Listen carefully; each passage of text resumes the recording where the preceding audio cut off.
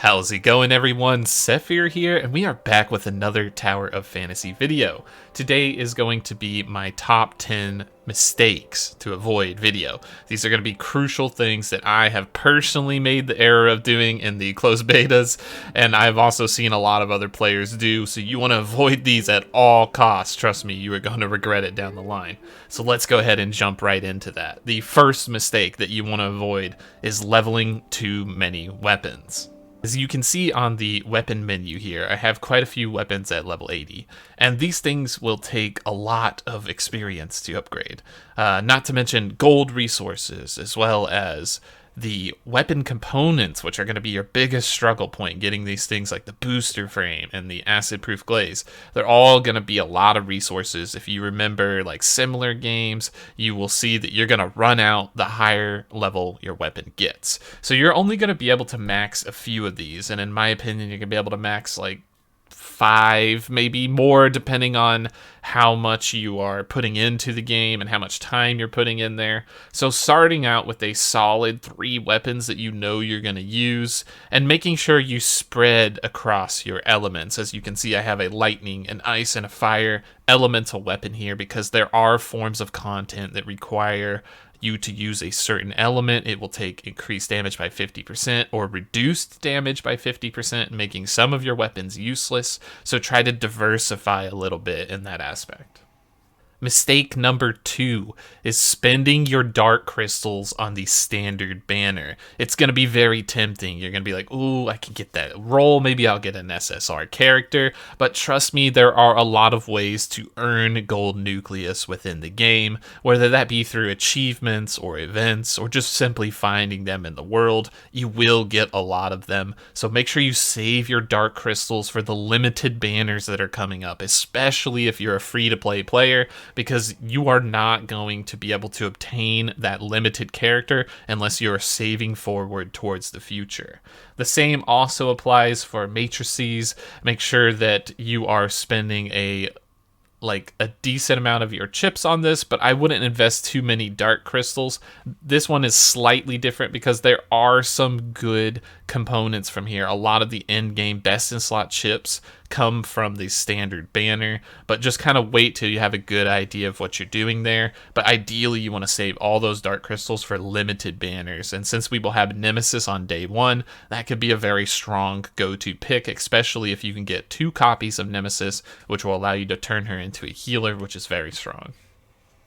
Mistake number 3 is going to be wasting your limited currency resources. So there are a lot of different currencies in this game, like crystal dust, which comes from spending vitality, as well as the weapon store, which has access to the black gold, which will be generated from the gacha pools that you'll be doing, and a few other things. So we're going to briefly go over those and tell you some mistakes to avoid. So if you're in the crystal dust category for store, the booster module and the advanced module are very good buys as they are a weekly limited, and that's going to be your best place to spend that blue dust. So make sure you save it for that and you're capped off. If you're completely capped and you know you're good for next week, you could consider maybe getting some of the rapport gifts to level up your character, or even some items to feed into your items for XP, but really be super careful on this. Make sure you get these 2 things first. It's going to be the best case scenario. And with the purple dust that you'll be getting at level 40 onward, you should definitely only purchase gear if you need it for that slot, or if you're aiming for an XP thing. Otherwise you can save your purple dust for other resources.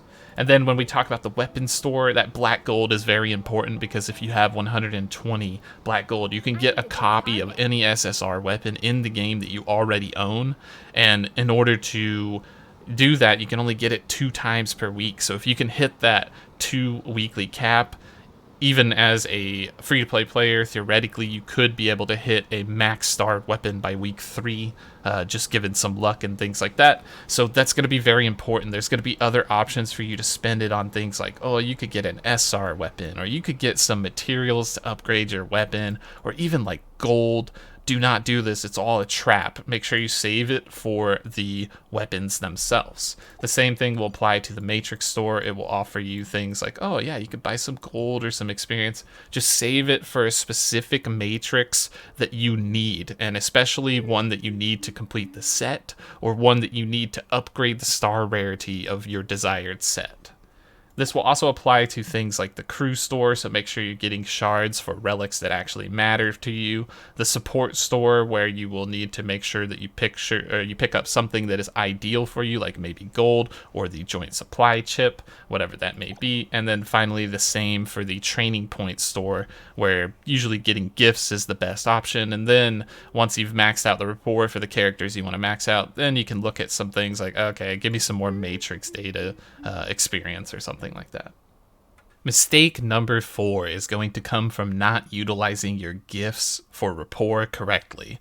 So if I use a gift here and I go to feed it into my simulacrum, I can see that I will lock a special passive at 1200 points, and that passive also again unlocks a stronger version at 4000 points. So you're going to need to feed a lot of gifts into your simulacrum to unlock their hidden bonus. So you need to make sure that you target a hidden bonus that you want. So you're going to have to take a look through at all the simulacrum and figure out which one is best for you. And there are some specialty niche ones like King, who restores HP per enemy that you kill, or a certain amount of enemies that you kill, that can be useful in certain types of content. So make sure that you're selecting the right one for there. And then finally, make sure you're matching up the type of the gift to the character. As you can see, I click on this, it's going to offer me 40 points towards the rapport if I use that, but that's because it's classified as a figurine or Asperia, and that is not the bonus for the Sethphir. Sethphir's bonus is games or toys. So if I click on this one, this is in the toy category, so it will actually give me 20 more points. So I can see that it gives me 60 points for this purple instead of 40. And you can have multiple categories, so if I happen to find something that was a game and a toy, I would get 80 points, which would be really good. And the same logic applies for blue figurines and downward. All right, the 5th mistake that you need to avoid is not joining a crew. You should get into one as soon as you can, because you're going to get access to crew missions, which are going to offer you crew points, which you can spend in the store for shards, for relics, as well as different things like omnium crystals. So it's going to be very valuable for you to go ahead and get that done. Not to mention, you will have a daily donation that you can do every day, and rewards that you can collect every week, just like I'm about to do now. There's 150 dark crystals for a level 1 guild. You've done absolutely nothing. You just created a guild. That's a free roll right there. And you can level this up. You can level up the treasury. It can become stronger. There's also like milestone things. You get gold and extra dark crystals as your guild does better, and it's going to reset every single week. So you're missing out on potentially like 500 plus dark crystals if you're not doing this. Mistake number 6 is going to come from wasting your Relic Shard boxes. As you can see, I have a SSR Relic Shard box, and I could use it right now, and I could pick it for any relic that I want, and I can see the amount of shards that I have. You need to specifically know which ones you want to target, and make sure that you're investing all of your shards into the same relic, so that you can power up its relic level to max and get all of the maximum benefits that it can hold. So yes, you could use a relic shard if you're missing a few to unlock it, like once you finally piece it together, but ideally you want to aim for that best relic that's going to be the most useful for you, and then you can go ahead and power that one up to max potential.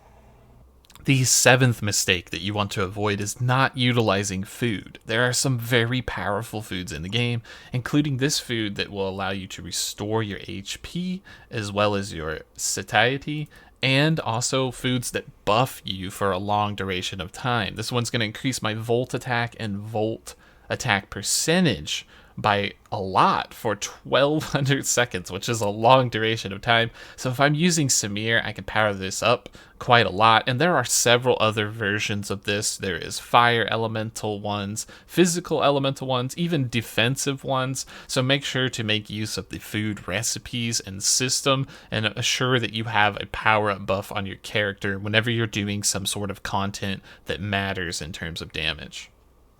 The next mistake is going to come from giving away your machine parts. So in this game, there's like a aid request system where if you have an item that's for a quest, like you need certain amount of fruit to turn in for the guild quest, or you need some machine parts to maintain your vehicle to the next level that will give you dark crystals, you can request them from your crew or other players that are your friends, but be careful because some people may request things like these purple machine parts, which are very rare, and you want to keep those for yourself because that's going to be used to upgrade your vehicle and maintain your vehicle so that you can get free dark crystals. So don't go handing these out. If you do hand out anything, make sure it's to a friend that you really like, or it's some sort of resource that you can generate a lot of, like it's a fruit or a vegetable you can pick up in the world, because these machine parts are highly valuable and they will be very useful, especially as you unlock more and more mounts into the future, because each mount can be maintained and you will be able to get dark crystals from all of them. The ninth mistake to avoid is going to come from vitality and spending vitality. You also need to make sure that whenever you do a joint op mission, you have one of these ticket buffs on your character. You will get a lot of them for doing weekly events, and you will get some in the support store, so you should be able to get these fairly easy. But what they do is they double your chance of attaining equipment when doing joint operation, which is how you spend your vitality. So let's talk about spending your vitality. Here we are on the Vitality menu, and as you can see, there's quite a few options. Joint Operation, as well as Dimensional Trials, Interstellar Exploration, the Omnium Beacon, and Space-Time Domain. Each serves a purpose, but the best ones here are going to be the Space-Time Domain for raw gold, which you're going to need a lot of to upgrade your characters, the Joint Operation, which will give you access to high-level equipment and matrices chips, and you will also be able to get some value from what I've heard out of the Interstellar Exploration and getting strong upgrading components for your weapons. Sometimes it's RNG, it can have a lot of weapon upgrade components, so make sure to check those every day and make sure that you're looking out for them. But if we also go into joint operation, there's a little bit more that we need to look out for. Each of these joint operations is different depending on the difficulty, which increases with the level. And as you can see at the start, there's not much in terms of rewards, but then it starts to become purple chips and purple armor. This time gold chips and purple armor, and finally gold armor and gold chips. So ideally you want to wait for this level 60 plus threshold to really start going completely ham on joint operations. But if you're spending your resin from day to day and you need to do something, go ahead and target a mission that gives you an upgrade. So if you're at level whatever this is, 37, and you don't have a pair of purple pants yet, you just don't have it, this would be a great mission to do. And each mission is going to be different, and the missions are going to cycle based on the day. This one is open on Thursday and Sunday, and you can get a pair of boots from this one. And it's going to change when you get into the higher difficulties and rankings, so you can take a look at all that and decide for yourself what you need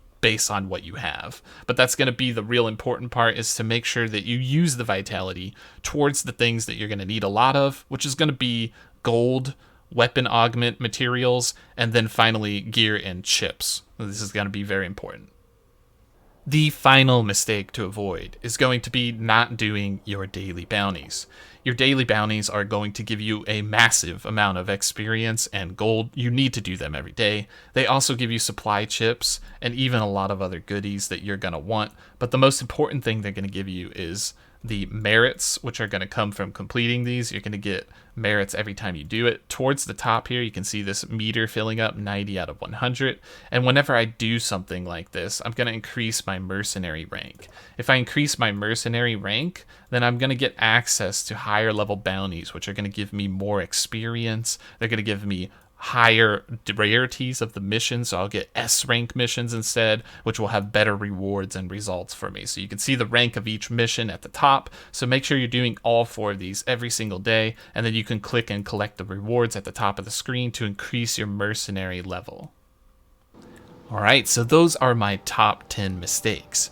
If these helped you in any way, shape, or form, make sure to like, subscribe, and hit the bell. We will have tons of more informative content coming, guides for every single thing. I'm going to show you how to make the most value out of your resources. Thanks for watching the video, and we will catch you in the next one.